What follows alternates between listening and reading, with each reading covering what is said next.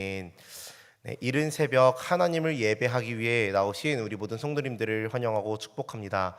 저는 오늘 본문 말씀을 가지고 가증한 일을 행한 이스라엘이라는 제목으로 말씀을 함께 나누고자 합니다.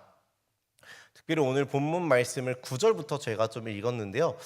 오늘 9절 말씀보다 조금 더 앞서서 오늘 18장 전체의 말씀을 가지고 이렇게 말씀을 좀 나누었으면 합니다. 오늘 본문이 기록되어진 에스겔서 8장은요. 하나님께서 에스겔 선지자에게 보여주는 환상인 말씀이다. 환상을 이제 말씀으로 기록되어진 그런 본문인데요. 이 환상은 어떠한 내용이냐면은 우상 숭배로 가득한 예루살렘 성전의 모습을 하나님께서 에스겔에게 보여주시는 것입니다.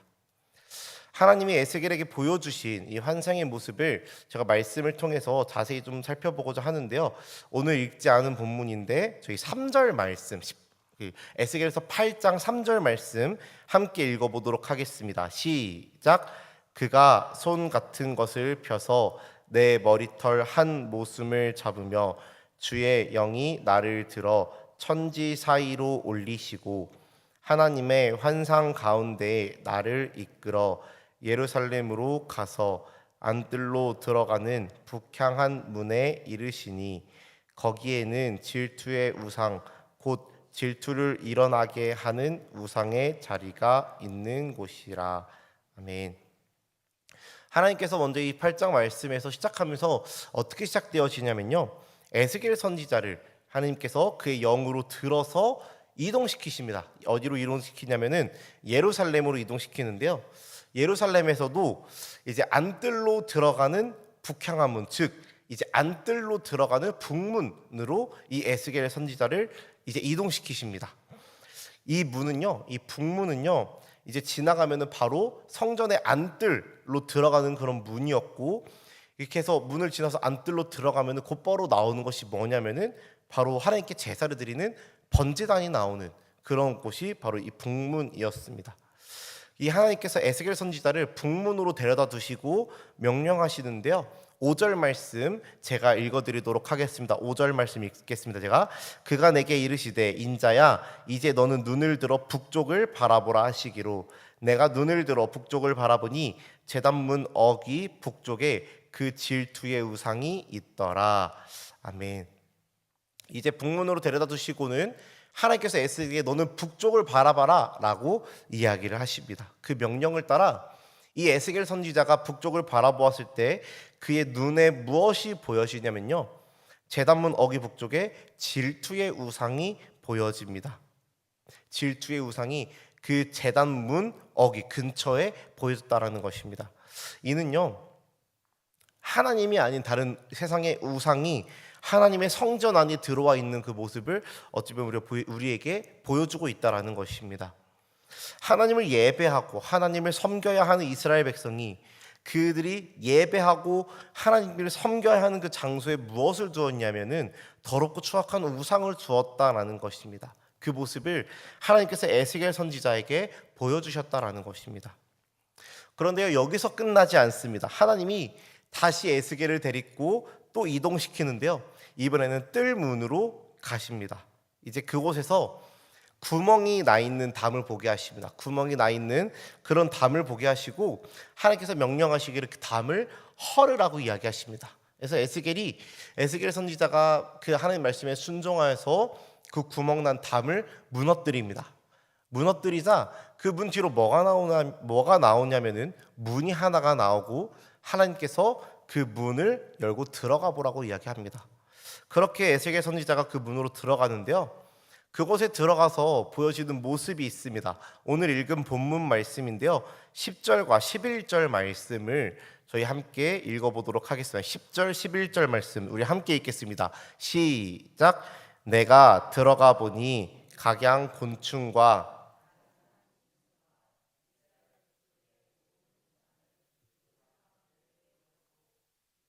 족속의 장로 중 70명이 그 앞에 섰으며 사반의 아들 야사냐도 그 가운데에 섰고 각기 손에 향로를 들었는데 향연이 구름같이 오르더라.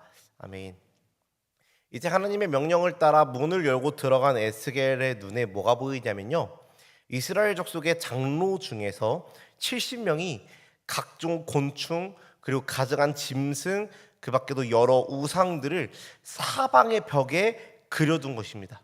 그리고 그냥 그려둔 것이 아니라 그 그려둔 그림을 보면서 분향하면서 향로를 들고 향을 피우면서 그들에게 예배하는 그들을 경외하는 그런 모습을 보이고 있었다라는 것입니다. 그 중에서도 특별한 인물이 한 명 나옵니다. 사반의 아들 야사냐라는 인물이 나오기도 합니다. 이는요, 이 야사냐의 아버지인 사반은요 어떠한 사람이었냐면은 이제 남유다 왕국에서 종교 개혁을 일으켰던 그 요시야 왕 때의 서기관이었습니다. 즉 요시야 왕 옆에서 종교 개혁을 일으키면서 하나님을 섬기는 나라로 유다를 변화시키고 바꿔 나가던 앞장서던 그 서기관 사반의 아들이 이 야사냐라는 것입니다. 즉 이런 사반의 아들의 이 우상을 섬기는 모습이 그의 아버지와 대조되는 모습을 지금 볼 수도 있는 그런 모습입니다. 그의 아버지는 하나님을 섬기는 나라로 변화시켜가는 자였지만 정말 이 야사냐는 그 아버지의 뜻을 따라가지 못하고 결국 이 우상을 섬기는 모습으로 정말 변화되어진 정말 악하게 되어진 그런 모습을 하나님께서 이 에스겔 선지자에게 보여줬다라는 것입니다. 그 밖에도요 이 말씀에서 볼 수 있는 너무나도 악한 모습 중 하나는요 장로들이 분향하였다라고 말씀에서 기록하고 있는데 이 분향은요 이 이스라엘 백성들에게 있어서 오직 제사장들만이 할 수 있는 그런 모습이었습니다. 이스라엘의 왕조차도 할 수 없는 것이 이 분향하는 것이었습니다. 우시야 왕이 자신이 분향을 하려고 하다가 이마에 나병이 생기는 그런 일들도 있었을 정도로 이 제사장 외에 분향하는 것은 하나님이 싫어하시던 그런 일이었습니다. 근데 이런 일들을 환상 가운데였지만 이러한 분향하는 일을 장로들이 그들의 손으로 하고 있었다라는 것입니다. 그런데 또 그 대상이 하나님도 아니고 하나님의 성전에서 이 분향하는 죄를 가지고 우상에게 하고 있었다라는 것입니다. 아주 죄질이 더럽고 추악한 그런 일들을 이 이스라엘 백성들이 하고 있었음을 에스겔 선지자에게 하나님이 보여주고 있었다라는 것입니다. 근데 그러면서 이 장로들이 뭐라고 이야기하냐면요 하나님이 우리를 보지 않으시고 이 땅을 버리셨다라고 이야기하는 것입니다. 바벨론에 의해서 침략당하고 유다 백성들이 사로잡힌 그런 모습을 두고 자신들이 침략당하고 붙잡힌 것이 하나님이 자신들을 향한 무관심을 가지고 하나님은 우리를 버리셨다라고 하나님께로 탓을 돌리고 있는 그런 장로들의 모습을 보여주고 있는 것입니다. 이러면서 하나님께서 이 이스라엘 백성들의 추악한 죄악의 모습들을 이 가증한 일들을 에스겔에게 보게 하십니다. 그런데 여기서 끝나지 않습니다. 한 번 더 하나님께서 에스겔을 이동시키십니다. 14절의 말씀인데요 우리 함께 읽도록 하겠습니다. 14절 말씀 함께 읽겠습니다. 시작. 그가 또 나를 데리고 여호와의 전으로 들어가는 북문에 이르시기로 보니 거기에 여인들이 앉아 담무스를 위하여 애곡하더라. 아멘. 이제는 하나님의 에스겔을 성전으로 들어가는 북문으로 데리고 갑니다. 성전 바깥문에서 조금씩 계속 안쪽으로 들어가고 있는 모습인데요 그곳에는 어떠한 모습이 보이냐면요 담무스라는 이방신을 위해 울고 있는 여인들을 보게 하시는 것입니다. 이는요 바벨론의 영향으로 생겨난 숭배 행위였습니다. 담무스를 위하여서 애곡한 이 행위는 바벨론의 영향으로 생겨난 숭배 행위였습니다. 당시 사람들은 그 당시에 6월에서 7월에 담무스 이 신이 지하 세계로 내려갔다라고 생각하면서 이를 애도하며 애곡하는 의식을 행했다라고 합니다. 이러한 일들을 성전 문 앞에서까지 이스라엘 백성들이 행하고 있었다라는 것입니다. 성전의 문 앞에서까지 이렇게 담무스를 위하여서 애곡하고 애도하는 이러한 우상 숭배 행위를 행하고 있었다라는 것을 말씀에서 보여주고 있는 것입니다. 그런데 여기서 끝나지 않고 한 번 더 갑니다. 16절의 말씀 우리 함께 읽도록 하겠습니다. 16절 말씀 함께 읽습니다. 시작. 그가 또 나를 데리고 여호와의 성전 안뜰에 들어가시니라. 보라, 여호와의 성전 문 곧 현관과 제단 사이에서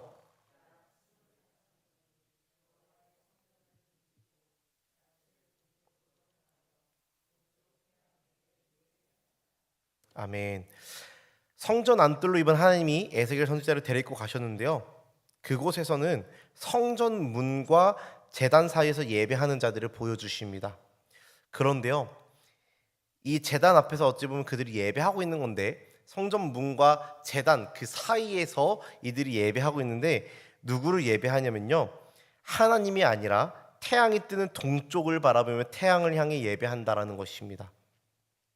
그들이 하나님을 예배하는 그 제단을 앞에 두고 그들의 제단을 바라보고 있으면서 누구를 향하여서 예배하냐면은 하나님의 성전을 향해서 그들의 몸을 두고 있는 것이 아니라 하나님의 성전을 내 등에, 내 뒤에 돌린 채로, 내가 등 돌린 채로 동쪽에 뜨는 태양을 바라보며 태양을 숭배하고 있었다라는 것입니다.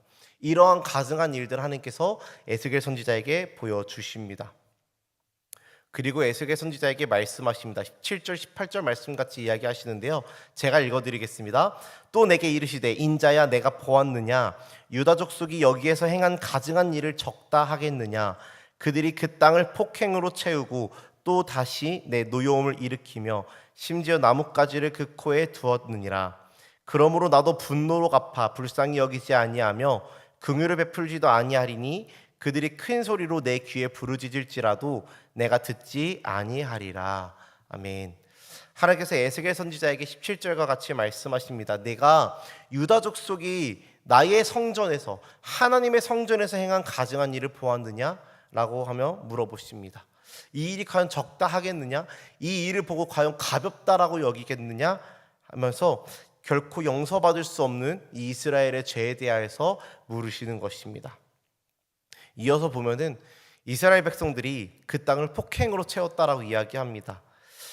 여기서 이 폭행을 이야기하는 단어는 하마스라는 단어인데요, 질서를 우습게 여기고 강한 자가 약한 자를 착취하고 학대하며 죽이는 등 잔인하고도 폭력적인 어떤 이런 행위 전반을 포함하는 그런 단어이기도 하고요. 이 단어는요, 그 노아 시대 때, 방주를 만들었던 노아 시대에 하나님께서 전 세계를 심판으로 파괴시키는 원인이 되었던 그 폭력을 나타낼 때도 사용되었던 단어입니다. 즉 노아 시대 때의 그 심판을 연상케 하시면서 유다 백성을 향한 심판이 불가피함을 이 에스겔 선지자에게 보여주고 있다는 것입니다. 그렇게 유다 백성들은요, 하나님을 노엽게 하며 그 나뭇가지를 그 코에 두는 행위를 하기도 합니다. 이 나뭇가지를 코에 두는 행위는요, 끝까지 이스라엘 백성들이 우상의 손에 입맞춘다는 의미를 가진 행위입니다. 즉 끝까지 이들이 정말 우상에게 경의를 표하면서 정말 하나님을 노엽게 하고 하나님을 배반하고 하나님을 모욕하는 그런 행위를 하고 있음을 하나님께서 이야기하시는 것입니다. 이에 하나님께서 18절 말씀과 같이 이야기하시는 것입니다. 내가 분노로 갚아 그들을 불쌍히 여기지 아니할 것이며 유다 백성이 아무리 큰 소리로 내게 부르짖어도 내가 듣지 않고 그들에게 긍휼을 베풀지 아니하겠다라고 말씀하시는 것입니다. 오늘 말씀을 정리해서 보면요, 하나님께서 선택받은 백성이 이스라엘 백성들의 그 가증한 모습들을 보여주십니다. 하나님을 예배해야 하는 그 성전에서 하나님이 아닌 다른 우상을 섬기면서 하나님이 미워하시는 죄를 이 세상에서부터 하나님의 성전으로 가지고 들어오고 있는 이 이스라엘 백성의 모습을 보여주고 있는 것입니다. 뿐만 아니라 우상을 가지고 오는 것, 그것을 넘어서서 그들이 고통당하고 있는 이유를 자신들의 죄악에서 찾는 것이 아닌 하나님이 자신들을 버렸다라고 이야기하며 자신들을 향하여 끝까지 구원하고자 하셨던 그 하나님을 원망하고 모욕하고 탓하는 그런 모습을 보이고 있다는 것입니다. 그리고 하나님께서 이러한 이스라엘을 향하여서 심판하실 것을 결국엔 말씀하십니다. 사랑하는 성도 여러분, 우리 하나님께서는 하나님 외에 다른 우상 또한 다른 세상의 가치에 우리의 마음을 두는 것을 싫어하시는 분이십니다. 그렇기에 우리의 삶에서도 혹 하나님보다 앞서고 있는, 나의 삶 가운데 하나님보다 앞서고 있는 그런 세상의 가치가 있지는 않은지 우리가 돌아보아야 할 줄로 우리가 말씀을 보면서 생각해 보게 되는 것입니다. 세상의 부와 명예 혹은 강한 힘과 권력, 그 밖에도 우리로 하여금 유혹하는 세상의 여러 가치들 가운데 우리의 시선과 우리의 마음이 하나님을 돌아서고 있지는 않은지 돌아보시기를 간절히 소망합니다. 혹 이스라엘 백성들과 같이 하나님의 성전에 나와 정말 하나님이 아닌 세상의 가치를 생각하면서 하나님의 뜻이 아닌 세상의 가치를 바라면서 그런 세상의 가치와 세상의 유혹들을 바라고 구하고 찾고 있는 모습이 우리에게 나타나고 있지는 않은지 점검해 보시기를 바랍니다. 그리고 구원의 하나님 그 한 분만을 끝까지 바라보고 하나님 한 분만을 섬기고 예배하는 우리 모든 성도님들이 되시기를 간절히 소망합니다. 혹 하나님이 내게 왜 이런 시간을 주는지 이해되지 않고 내 삶에 하나님이 없는 것처럼 느껴질 때도 있을 것입니다. 마치 이스라엘 백성들이 멸망을 당하면서 하나님을 탓하였던 것처럼 하나님 왜 제 삶 가운데 역사하지 않으세요? 라는 생각이 때때로 들 때도 있을 것입니다. 하지만 그럼에도요, 우리 하나님을 끝까지 신뢰하고 의지하며 그 하나님의 말씀에 순종하고 그 가운데 오히려 내가 하나님께 죄를 짓지 않았는지 나의 죄를 돌아보고 나의 죄를 자백하고 하나님 앞에 꿇어 엎드려 회개하며 끝까지 하나님을 예배하는, 그렇게 하나님 향한 신앙을 지켜내는 우리 모든 성도님들이 되시기를 소망합니다. 그렇게 우리 하나님 섬겼을 때 이스라엘에게 임하셨던 그 심판의 하나님이 아닌, 분노하신 하나님이 아닌, 우리를 사랑하시되 끝까지 사랑하시고 우리를 구원하시기를 원하시는 그 하나님의 은혜가 우리 모든 성도님들의 삶 가운데 임할 줄로 믿습니다. 그렇게 삶 가운데 세상의 가치를 바라고 구하고 찾는 그런 삶이 아닌 끝까지 주님만을 섬기고 예배하는 우리 모든 성도님들이 되시기를, 그런 삶이 되시기를 주님의 이름으로 간절히 축복합니다.